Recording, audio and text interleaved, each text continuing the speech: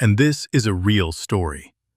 An 18-month-old girl in the United States, in an extremely bizarre pose, trapped 6 meters underground. The rescue team tried their best to rescue her. Just when the girl is at stake, the turnaround finally appeared. Will she be saved in the end? What was going on?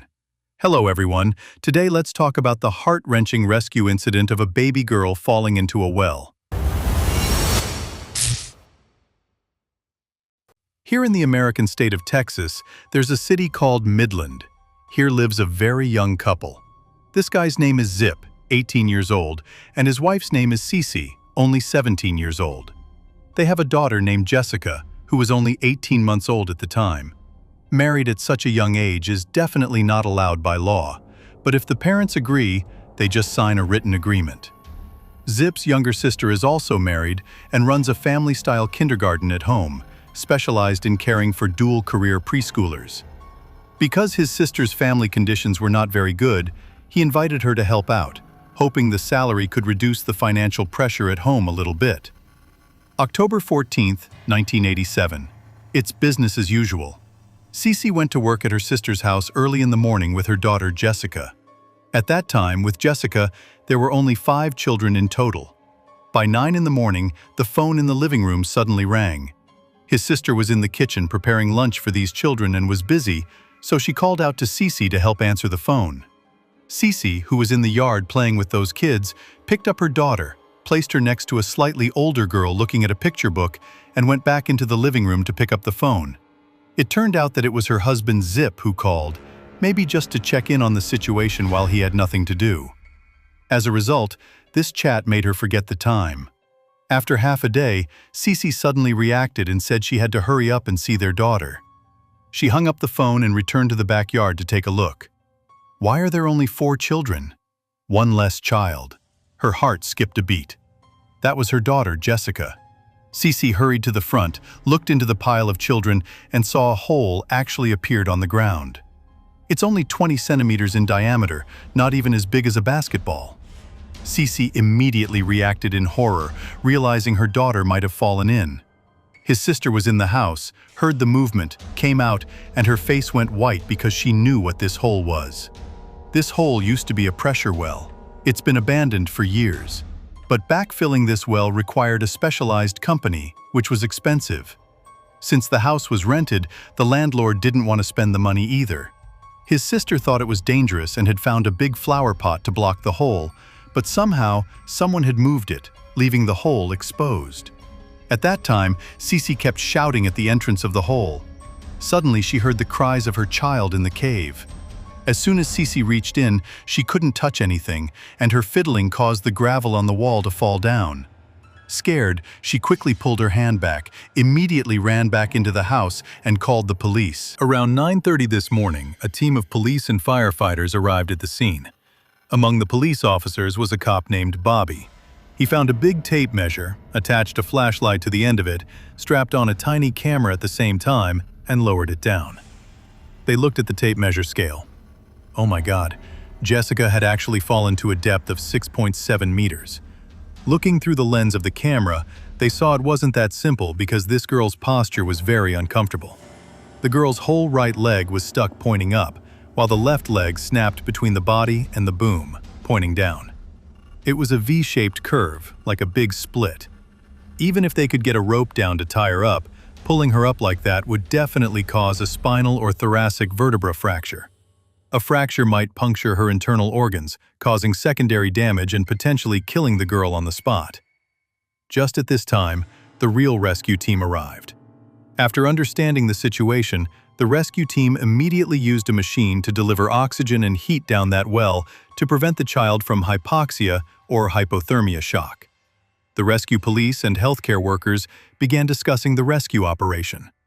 One of the first ideas was to find a crane to hang the entire metal pipe of the pressure well out as a whole, but this was immediately opposed. The well had been abandoned for many years.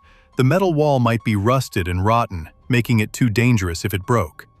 A second idea was to clean up the soil piece by piece all the way to the kid's position. This approach was safe, but it was passed on because it would take too much time, and falling stones could hit the child during the process. Everyone was stunned. The only good news at the time was that the child was relatively emotionally stable, buying the rescue team some time to find a solution quickly. Soon, the news spread like wildfire all over the streets, and media from the surrounding area flocked to the scene to cover the story. Even though the little girl was emotionally stable, she was only a child of 18 months. As time passed, approaching noon and afternoon, Jessica had been trapped for 3 hours, and her voice coming from the well was getting weaker and weaker. The rescue team was very urgent at this time to come up with a practical rescue plan. When everyone was overwhelmed, one of the firefighters came up with an idea. Find a rig that drills silos, drill another well right next to the original one down to the 6.7-meter position, and then send someone down to dig a lateral passage to get her out. Everyone's eyes lit up. This was the most feasible approach. They split up and soon found a rig at a construction site. By 3 p.m., they officially started drilling vertically, just 0.6 meters away from the edge of the well. However, just less than 2 meters down, the drill couldn't move anymore. Underneath were layers of incredibly hard chalk rock. They needed a professional industrial drill from a nearby oil well company. Luckily, Texas is rich in oil fields, so they borrowed one. But even this industrial drill found the chalk layer very difficult to penetrate. Progress was slow. Worse still, the loud noise and vibration from the drill operating at full capacity traveled down the wall. Down at the bottom, Jessica was terrified. Through the camera, they saw the little girl wriggling her body in fear. People can't stand this kind of noise, so the rescue team had to stop drilling immediately, afraid that if she twisted, she might fall further down. To calm her, they tied a microphone to the line and let her mother appease her by telling stories and singing nursery rhymes. They sang Winnie the Pooh together, and Jessica finally regained her composure. The little girl's voice coming through the microphone was broadcast live on many TV stations, inspiring everyone. The citizens of Midland spontaneously organized to help, and many gathered at a nearby church to pray. The little girl was emotionally calmed, but they couldn't stop drilling. The only way was to reduce the power of the drill. This lowered the noise and vibration but greatly extended the excavation time. An hour of digging only moved less than 5 centimeters. As time progressed, well-known leading TV stations in the United States, like CNN, sent camera crews to broadcast the rescue live. Almost everyone in America knew about it. Even then, President Ronald Reagan and Vice President Bush Sr. expressed their confidence, mobilizing resources and directing the rescue. By October 15, 1987, around 10 o'clock at night, the shaft finally reached a depth of 6.7 meters. They just had to hit a 1-meter lateral channel to save the little girl. But this last meter was even harder. The rock formation was very hard, and the shaft machine could only drill vertically. They had to rely on manual labor with a handheld jackhammer. Because the hole was so small, expanding it would double the workload, and time was running out. They needed someone particularly thin to get in and keep hitting the rock. After testing several rescuers who couldn't fit, 2 people stepped up: a local volunteer without a collarbone, and Robert, a medical first responder who was thin. They chose Robert because his medical knowledge made him better equipped for emergencies. Robert went down into the confined space and started chipping away. The noise echoing through the hole was unbearable even with soundproof headsets, and the excavation raised thick smoke and dust. Robert had to swallow it all. It took 10 exhausting hours to dig less than 50 centimeters. Down below, the child was still trapped and increasingly depressed. Robert was on the verge of collapse. At this critical moment, 2 technicians arrived from Houston, bringing a state-of-the-art, noise-free water jet cutting machine. It was much more efficient. Even so, playing with their lives in that narrow space, it took until the morning of October 16th to finally open the 1-meter channel. They spent the afternoon widening the hole. Finally, the excavation was complete, and Robert, who had recovered a lot physically, was sent in for the rescue. After climbing through the 1-meter horizontal hole, Robert finally met the little girl. At first, he could only see her drooping leg and her butt. He pushed the girl slightly and found she did not move. Fear struck him. Could she have been killed? But at that critical moment, the little girl suddenly snapped. Robert rejoiced. The child was still alive. He leaned up, poking his head through, holding the girl with one hand to prevent her from falling, while carefully cleaning up the broken stones and rubble wedged between her and the pipe wall with his other hand. If he pulled her without doing this, her skin would be torn. Cleaning it slowly in that narrow space, lacking oxygen, he felt dizzy with stars in his eyes. The claustrophobia was overwhelming, but he couldn't let go, knowing if she slipped, it would be over. It took more than 2 hours to clear the debris and drag the girl slowly. Above ground, everyone was completely in the dark, waiting anxiously. The rescue team had told Cece and Zip to wait inside a tent to ease their unbearable pressure. Living like a year every second until that night, the person in charge finally told the couple the news. Their daughter was rescued. Zip picked up his wife and ran to the wellhead just in time to see Robert emerge with his daughter.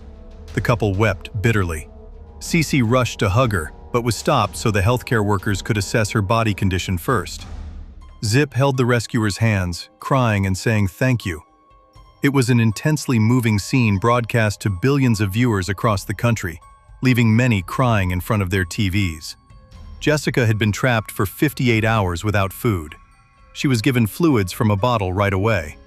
Overall, she was okay, but had a very bad crush injury on her right leg due to tissue necrosis from the prolonged V-shaped posture and insufficient blood supply. Transported immediately to the hospital, healthcare workers saved her leg, though her thumb toe had to be amputated. Considering the circumstances, it was the best possible result. Hearing this, you might think this is a happy day for everyone, right? But actually, there is a tragic figure in this story. The rescue worker who finally saved the little girl, Robert, became famous. He began to be interviewed by various media in turn. Every interview required him to recount the environment, the difficult rescue process, the pain, and his thoughts. The situation was a painful memory, and reliving the experience over and over took a toll. Soon, Robert was diagnosed with PTSD, also known as post-traumatic stress disorder. He was very conflicted. On one hand, he enjoyed being a star, but on the other, the internal pressure was immense. As the months passed, the media and the public's focus shifted away from him to Jessica's recovery and future plans. The attention on Robert grew lower and lower until no one cared. He developed a powerful psychological gap, and his untreated PTSD remained. He couldn't get out of the shadow. 8 years later, unable to escape his trauma, Robert tragically committed suicide. He remains a very tragic character in this otherwise miraculous event.